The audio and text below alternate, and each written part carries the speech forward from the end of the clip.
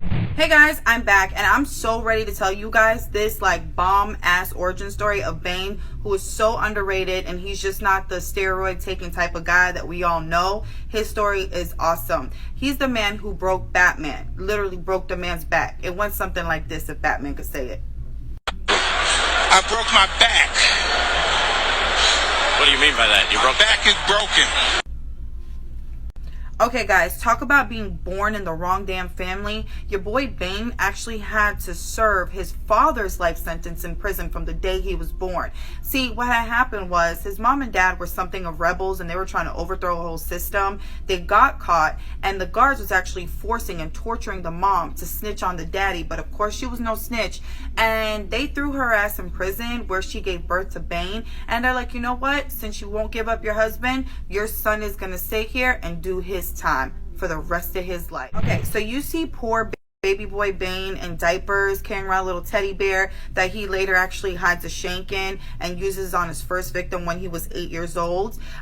His mother actually passes away in the prison system, and like I said, prison made your boy a thug, bro, because when the mom died, he absolutely did not shed a tear, and he called his mother weak and vowed never to be weak like her. So they were actually in protective custody, and once the mother died, they actually moved Bane to general population, where he got like kind of like a hard dose of reality of how cruel prison is, because somebody tried to make Bane his bitch, try to G-check him, and he got saved by an old inmate named Trog, who actually stood up for Bane. And in the whole battle and fight, Bane actually got thrown over the railing in the jail, and it knocked him the hell out, and your boy suffers a concussion and he goes into a coma. Okay, so your boy is in this coma now, and he actually gets a vision of himself where he's an older version, and the older version of himself is telling his little self in this coma, you know what, you a king, you a ruler, it's time to take your place. The only thing that's stopping you is fear. And his vision of fear is a damn bat. I don't know what's up with DC and bats, but that's what they went with. So this will later on play an important part of why he hates Batman. And he actually is in this coma for so many months, and when he wakes up from the coma, of course, revenge and hate is in his heart, so he goes back and shanks the man who tried to attack him when he moved into general population. So the warden actually goes on to put Bane in this terrible isolation box. And remember, this prison is surrounded by the ocean. And at night, Bane used to have to fight for his life because literally the box he was in would get filled with ocean water and fishes and creatures. Okay, so as he's in this horrible isolated jail cell that gets filled up with ocean water and creatures every night, he actually gets this note that says bird on it, and that later becomes significant because when he gets released back into general population, he actually meets this man with the name Bird, and he thinks it's a sign.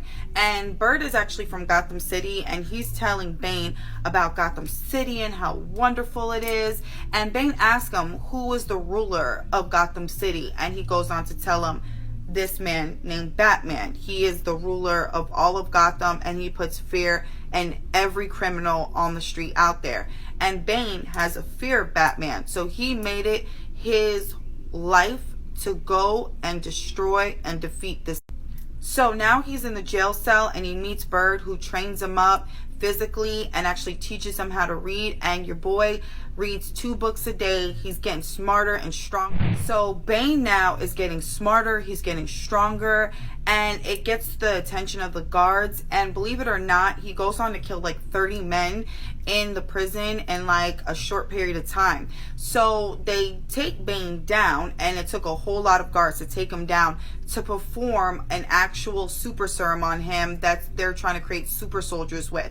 Now the other 5 that they tested the venom on, they were failed subjects because they all died. So they thought Bane was definitely a great candidate, and he was, because he was the only one to survive. And he thought this was his final step in becoming the super Bane that he needs to be. So he's loving the Tesla experiment because he survives it. And as they're pumping the venom in him, they find a way to inject the venom in his brain, and your boy is like ready. So Bane fakes his death so the guards can throw him overboard into the shark-infested water. The same thing they did to his mom to get eaten up. And remember, Bane is on venom. Like, he's all juiced up. And he actually gets thrown overboard and the sharks come to attack him. And your boy, like, rips the sharks in half. Like, it was like tearing a piece of paper. Like, slight work, y'all. And then, you know, Bane actually had a lot of loyal followers in prison. So he goes back to save his peoples because, you know, your boy is loyal one time. And he actually captures the warden during his whole ambush on the prison. And he threatens the warden by saying, get me a helicopter and get me and my boys up out of here. So the warden does as he says. And guess what he does to the warden? Push his ass out of the helicopter into the shark-infested water. That's what your bitch ass get. Then one of his loyal, basically, followers from the prison named Zombie got a sample of the venom and recreated him a whole new suit. Okay, so your boy is like, new suit, who this? He's able to pump that venom in him all the time and get that boy geeked up, yoked up, like he's super strong.